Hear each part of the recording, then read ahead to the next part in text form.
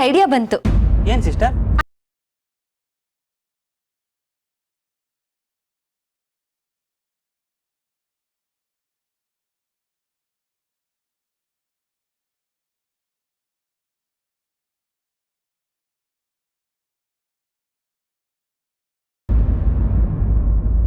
ಇಲ್ಲ ರೀ, ಏನಿದು?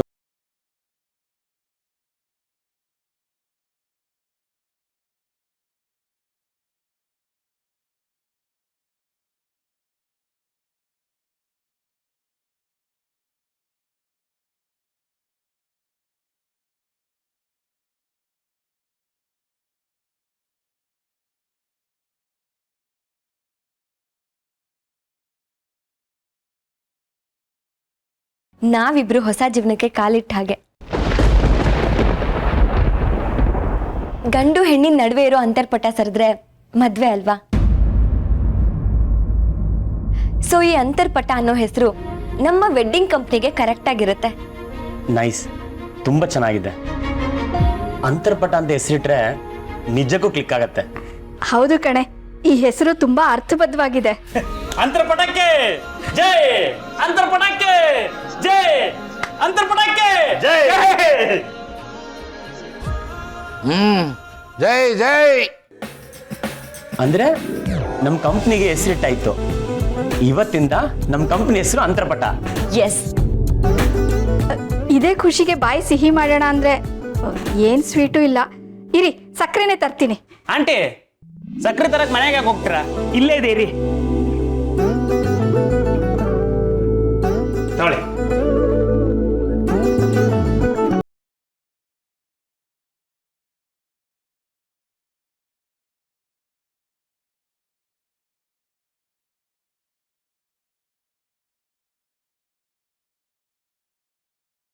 ನಮಗ್ ಅನುಕೂಲ ಆಗೋ ಕಡೆ ನೋಡ್ಬೇಕು. ವಟಾರದಲ್ಲಿ ಒಂದ್ ಮನೆ ಖಾಲಿ ಇದೆ, ಅದನ್ನೇನಾದ್ರೂ ಆಫೀಸಿಗೆ ಕೊಡ್ತಾರಾ ಅಂತ ಕೇಳ್ಬೇಕು. ಒಳ್ಳೆ ಐಡಿಯಾ. ನಮ್ಮ ಕಂಪ್ನಿಗೆ ಒಂದು ಬೋರ್ಡ್ ಬೇಕು, ಆಮೇಲೆ ಒಂದು ಲೋಗೋನು ಬೇಕು. ಒಬ್ರು ಡಿಸೈನರ್ ಇದ್ದಾರೆ, ಅವ್ರ ಹತ್ರ ಲೋಗೋ ಡಿಸೈನ್ ಮಾಡ್ಸೋಣ. ಓಕೆ. ಅದಕ್ಕಿಂತ ಮುಂಚೆ ನಾವೇ ರಫ್ ಡಿಸೈನ್ ಮಾಡ್ಕೊಳ್ಳೋಣ. ಮೊನ್ನೆ ಪಾರ್ಟಿಯಿಂದ ಇದ್ದಂಗೆ ಹೊರಟ್ಬಿಟ್ಟೆ. ಪಾಪ ಅಮ್ಮ ತುಂಬ ಅಳ್ತಿದ್ರು, ಹೋಗ್ಬೇಡ ಅಂತಲೂ ಹೇಳಿದರು. ಆದರೆ ಅದು ಯಾವುದೂ ಕೇಳಿಸ್ದಿರೋ ಥರ ಬಂದ್ಬಿಟ್ಟೆ ನಾನು. ಈಗ ಪಾಪ ಅನಿಸ್ತಿದೆ, ಅಮ್ಮನ ತುಂಬ ಮಿಸ್ ಮಾಡ್ಕೋತಾ ಇದ್ದೀನಿ. ಅವ್ರಿಗೆ ಕಾಲ್ ಮಾಡಿ ಮಾತಾಡಿ ರಾಜ್. ಇಲ್ಲ ಮುನಿಯಮ್ಮ, ನನಗೆ ಕಾಲ್ ಮಾಡೋಕ್ಕೆ ಧೈರ್ಯನೇ ಬರ್ತಿಲ್ಲ. ಅಮ್ಮನ ಹತ್ರ ಹೇಗೆ ಮಾತು ಶುರು ಮಾಡಲಿ ಅಂತಲೇ ಗೊತ್ತಾಗ್ತಿಲ್ಲ. ಅಮ್ಮನ ಹತ್ರ ಏನ್ರಿ ನಿಮ್ ಬಿಗುಮಾನ? ಫೋನ್ ಮಾಡಿ ಮನ್ಸ್ ಬಿಚ್ಚಿ ಅಮ್ಮನ ಹತ್ರ ಮಾತಾಡಿ, ಎಲ್ಲ ಸರಿ ಹೋಗುತ್ತೆ. ಅಮ್ಮ ಮಾತಾಡ್ತಾರಾ? ಅವರು ನಿಮ್ಮ ಹತ್ರ ಮಾತಾಡ್ಬೇಕು ಅಂತ ಹಾತೋರಿತಾ ಇರ್ತಾರೆ. ಮಗ ಫೋನ್ ಮಾಡ್ದ ಅಂತ ತುಂಬಾ ಖುಷಿ ಆಗ್ತಾರೆ. ಫೋನ್ ಮಾಡಿ.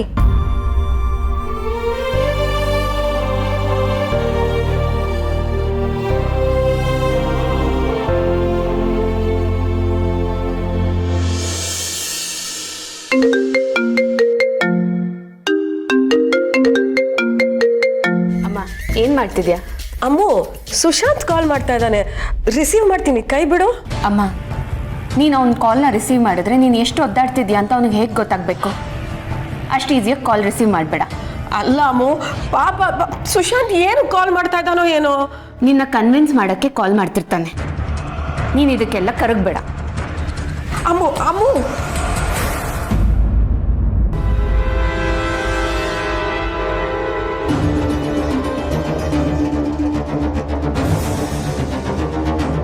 ಏನಾಯ್ತು? ಅಮ್ಮ ಕಾಲ್ ಕಟ್ ಮಾಡ್ತಿದ್ದಾರೆ. ಆದ್ರೆ ಅವ್ರಿಗೆ ನಿಮ್ಮ ಮೇಲೆ ತುಂಬಾ ಕೋಪ ಬಂದಿದೆ ಅಂತ ಆಯ್ತು. ಅದನ್ನ ನಾನು ಹೇಳಿದ್ದು. ಹಾಗಂತ ನೀವು ಸುಮ್ಮನೆ ಇರಬೇಡಿ. ಅಮ್ಮ ತನ್ನ ಮಕ್ಳ ಮೇಲೆ ಎಷ್ಟೊತ್ತು ಅಂತ ಕೋಪ ಮಾಡ್ಕೋತಾಳೆ. ಮಕ್ಳ ಪ್ರೀತಿಗೆ ಕೋಪ ಕರಗಲೇಬೇಕು. ಅಮ್ಮಂಗೊಂದು ವಾಯ್ಸ್ ಮೆಸೇಜ್ ಕಳಿಸಿ, ನೀನೇನು ಬಿಟ್ಟು ಬರಬಾರ್ದಾಗಿತ್ತು ಅಮ್ಮ, ಸಾರಿ ಅಂತ ಕ್ಷಮೆ ಕೇಳಿ. ಆಗ ನೋಡಿ ಅಮ್ಮನ ಕೋಪ ಎಲ್ಲ ಮಾಯ ಆಗಿ ಅವರೇ ಕಾಲ್ ಮಾಡ್ತಾರೆ. ನಿಜನಾ? ನಿಜ ರೀ.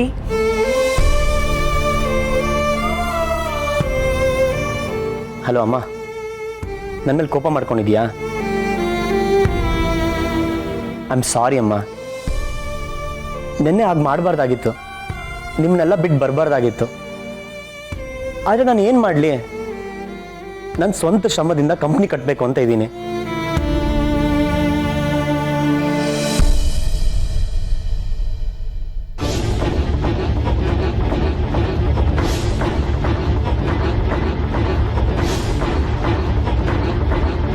ಅಪ್ಪ ನನಗೆ ಎಲ್ಲ ಜವಾಬ್ದಾರಿ ವಹಿಸ್ಕೊಂತ ಹೇಳಿದಾಗ ಅಲ್ಲಿ ನಾನು ವಹಿಸ್ಕೊಂಡು ಆಮೇಲೆ ಬೇಡ ಅಂತ ಹೇಳೋದು ಸರಿಯಲ್ಲ ಅಂತ ಅನಿಸ್ತು.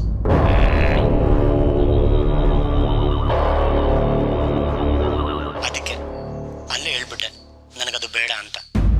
ಇದರಿಂದ ನಿಮ್ಗೆಲ್ಲರಿಗೂ ನೋವಾಗಿದೆ ಅಂತ ನನಗೆ ಗೊತ್ತಮ್ಮ. ಆದ್ರೆ ನನ್ನನ್ನು ನೀನಲ್ದೆ ಇನ್ಯಾರಮ್ಮ ಅರ್ಥ ಮಾಡ್ಕೋತಾರೆ? ಐಮ್ ಸಾರಿ ಅಮ್ಮ, ನಾನು ನಿನ್ನ ತುಂಬಾ ಮಿಸ್ ಮಾಡ್ಕೋತಾ ಇದ್ದೀನಿ. ಸುಶಾಂತಕ್ಕೆ ಕಾಲ್ ಮಾಡ್ತಿದ್ಯಾ? ಹೌದು ಅಮ್ಮು. ನಿನಗೆ ಯಾಕೆ ಅರ್ಥ ಆಗ್ತಿಲ್ಲ?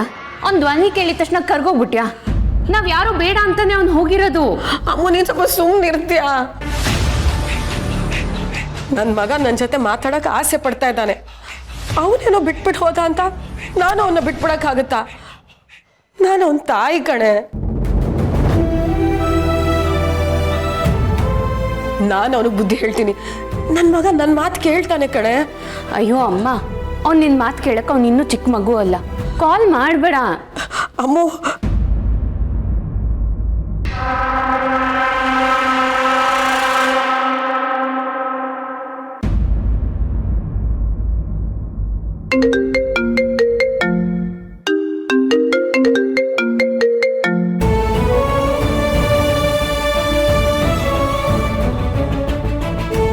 ರೀ, ನೀವ್ ಹೇಳಿದ್ ನಿಜನೇ ಕಣ್ರಿ.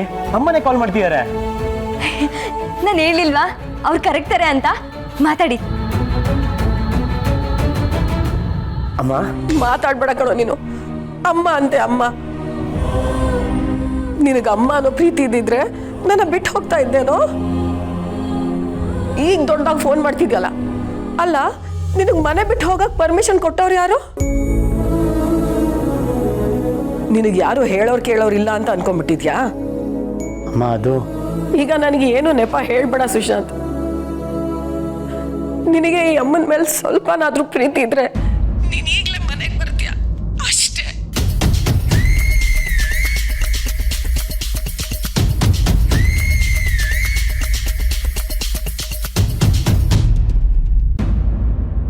ಅಮ್ಮ, ಒಂದ್ ನಿಮಿಷ ನನ್ನ ಮಾತು ಕೇಳು. ಅಮ್ಮ ಕೊಡಿ. ಸುಶಾಂತ್, ಏನೋ ಇದೆಲ್ಲ. ನೀನು ಮೊದಲು ವಾಪಸ್ ಮನೆಗೆ ಬಾ. ಅಕ್ಕ, ನೀನಾದ್ರೂ ನನ್ನ ಅರ್ಥ ಮಾಡ್ಕೋ. ಸುಶಾಂತ್ ಇಲ್ಲಿ ಎಲ್ಲರೂ ಅಪ್ಸೆಟ್ ಆಗಿದ್ದಾರೆ ಕಣೋ. ನೀನ್ ಅಮ್ಮಂಗೆ ಕೊಡು. ಅಮ್ಮ, ನನ್ನ ಮನೆಗೆ ವಾಪಸ್ ಬರೋದೇ ಇಲ್ಲ ಅಂತ ಎಲ್ಲಿ ಹೇಳಿದೆ? ಅದು ನನ್ನ ಮನೆ, ನಾನು ವಾಪಸ್ ಬಂದೇ ಬರ್ತೀನಿ. ಹಂಗಿದ್ರೆ ಬಾ ನೀನು. ಆದ್ರೆ ಈಗಲ್ಲ, ಈಗ ನಾನು ಬರಕ್ಕಾಗಲ್ಲ. ಹಂಗಂದ್ರೆ ಹೆಂಗೋ? ಒಳ್ಳೆ ಕತೆ ಆಯ್ತಲ್ಲ ನಿಂದು. ನಿಮ್ಮಪ್ಪ ನಿನ್ನ ಮನೆಯಿಂದ ಆಚೆ ಕಳಿಸ್ದಾಗ್ಲೇ ನಾನು ಅದನ್ನ ವಿರೋಧ ಮಾಡಿದ್ದೆ. ನನ್ ಮಗನ್ನ ಮನೆಗೆ ವಾಪಸ್ ಕರ್ಕೊಂಬನ್ನಿ ಅಂತ ನಾನು ಹಠ ಹಿಡ್ದಿದ್ದೆ. ಹೇಗೋ ಆ ಕಷ್ಟದ ದಿನಗಳು ಮುಗೀತು ಅಂತ ನಾನು ಅನ್ಕೊಂಡ್ರೆ ನೀನ್ ಇನ್ನೊಂದ್ ತರದ್ ಕಷ್ಟ ಕೊಡ್ತಾ ಇದ್ಯಾ. ನೋಡು ಸುಶಾಂತ್, ಸುಮ್ನೆ ಮನೆಗೆ ವಾಪಸ್ ಬಂದ್ಬಿಡು. ಅಮ್ಮ, ನನ್ನ ಅಪ್ಪನಾಗೆ ದೊಡ್ಡ ಮನುಷ್ಯ ಆಗೋದು ಬೇಡವಾ? ನನ್ನ ಕನಸಿಗೆ ನೀನು ಸಪೋರ್ಟ್ ಮಾಡಲ್ವಾ? ಸುಶಾಂತ್, ಆ ಕನ್ಸುಗಳನ್ನ ನೀನ್ ಇದೇ ಮನೇಲಿ ಇದ್ಕೊಂಡು ಈಡೇರಿಸ್ಬೋದಲ್ವಾ? ಅಮ್ಮ, ಇಲ್ಲಿ ನಾವು ಹೊಸದಾಗಿ ಕಂಪ್ನಿ ಸ್ಟಾರ್ಟ್ ಮಾಡ್ತಾ ಇದ್ದೀವಿ, ನಾನು ಆರಾಧನ ಅವ್ರು ಸೇರಿ. ಆ ಆರಾಧನನೇ ನಮ್ಮ ಸುಶಾಂತ್ನ ತನ್ನ ಹತ್ರ ಕರೆಸ್ಕೊಂಡಿದ್ದಾಳೆ ಅಂತ ನನಗೆ ಚೆನ್ನಾಗಿ ಗೊತ್ತು. ಪಾರ್ಟಿಗೆ ಸ್ವಲ್ಪ ಹೊತ್ತು ಮುಂಚೆ ಅವಳ ಮನೆ ಹತ್ರನೇ ಬಂದಿದ್ಲು.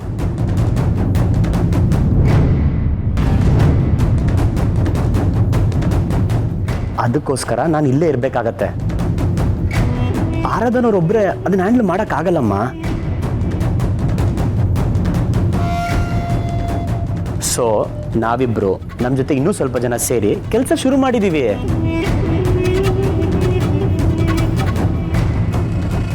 ಅಲೋ ಅಮ್ಮ. ಸುಶಾಂತ್, ನನಗೆ ಕಾಲ್ ಯಾಕೆ ಮಾಡಿದೆ ನೀನು? ನಿನ್ನ ಹತ್ರ ಮಾತಾಡದೆ ಬೇಜಾರಾಗ್ತಿತ್ತು, ಮೂಡ್ ಬೇರೆ ಸರಿ ಇರಲಿಲ್ಲ. ಅದಕ್ಕೆ ಆರಾಧನವರು ನಿನಗೆ ಕಾಲ್ ಮಾಡಿ ಮಾತಾಡು ಅಂತ ಹೇಳಿದ್ರು.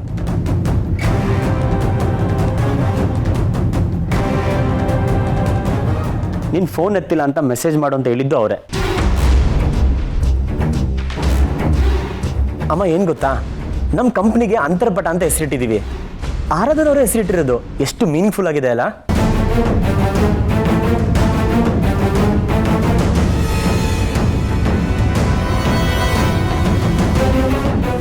ಆರಾಧನಾ ಅವಳನ್ನ ಬಿಟ್ಟು ಬೇರೆ ಏನಾದರೂ ಮಾತಾಡೋ.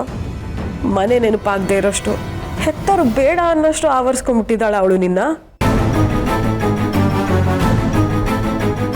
ಅಮ್ಮ, ನೀನು ಆರಾಧನ ಅವ್ರನ್ನ ನೋಡಬೇಕು, ಮಾತಾಡಬೇಕು ಅಂತ ಹೇಳ್ತಿದ್ದಲ್ಲ, ಅವ್ರು ಇಲ್ಲೇ ಇದ್ದಾರೆ, ಮಾತಾಡ್ತೀಯಾ? ಬೇಡ. ಯಾಕಮ್ಮ?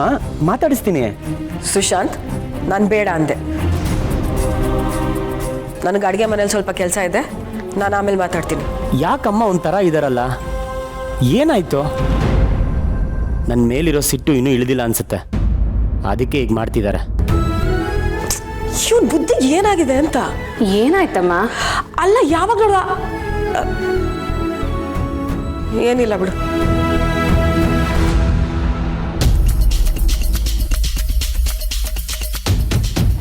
ಪಾಪ ಅಮ್ಮ, ನೀನು ಆರಾಧನಾನ ನೋಡೋಕ್ಕೂ ಮುಂಚೆನೆ ಅವಳನ್ನ ದ್ವೇಷ ಮಾಡಕ್ಕೆ ಶುರು ಮಾಡಿದೆ. ಮುದ್ದಿನ ಮಗನ ಮೇಲೆ ಸಿಟ್ಟಾದೆ. ನನಗಿಷ್ಟು ಸಾಕು, ನನ್ನ ಕೆಲಸ ಎಷ್ಟು ಸುಲಭ ಆಯಿತು. ಇಷ್ಟು ದಿನ ನಾನು ಸುಶಾಂತ್ ವಿಚಾರನ ಅಪ್ಪನ ದೃಷ್ಟಿಯಲ್ಲಿ ನೋಡ್ತಿದ್ದೆ, ಅದು ಪ್ರಯೋಜನಕ್ಕೆ ಬರಲಿಲ್ಲ. ಆದರೆ ಈಗ ಆ ದೇವರೇ ಅವಕಾಶ ಕೊಟ್ಟಿದ್ದಾನೆ. ಸುಶಾಂತ್ ನನ್ನ ಮುದ್ದಿನ ತಮ್ಮ, ಇನ್ಮೇಲೆ ಅಮ್ಮ ನಿನ್ನ ಜೊತೆ ಹೇಗಿರಬೇಕು ಅನ್ನೋದನ್ನ ನಾನು ಡಿಸೈಡ್ ಮಾಡ್ತೀನಿ. ಇನ್ನು ಮುಂದೆ ಹೊಸ ಆಟಕ್ಕೆ ರೆಡಿ ಆಗೋ.